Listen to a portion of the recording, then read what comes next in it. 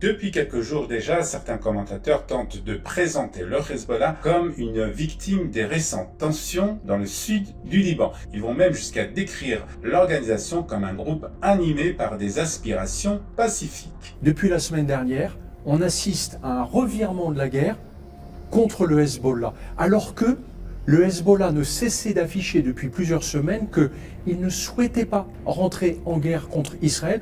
Mais la vérité est quelque peu différente. Depuis plus de 20 ans, le Hezbollah est un groupe terroriste soutenu par l'Iran qui stocke des armes à l'intérieur de maisons civiles le long de la frontière avec Israël. Ces armes incluent des missiles, des lance-roquettes, des drones qui sont utilisés contre les villages du nord d'Israël.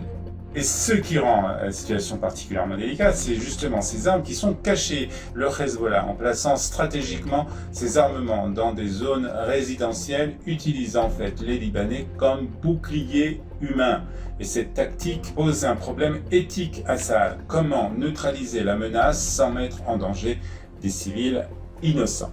Pour protéger sa population, l'armée israélienne mène régulièrement des opérations ciblées basées sur des renseignements très précis. Ces opérations visent à localiser et à détruire les caches d'armes du Hezbollah tout en minimisant les risques pour les populations locales.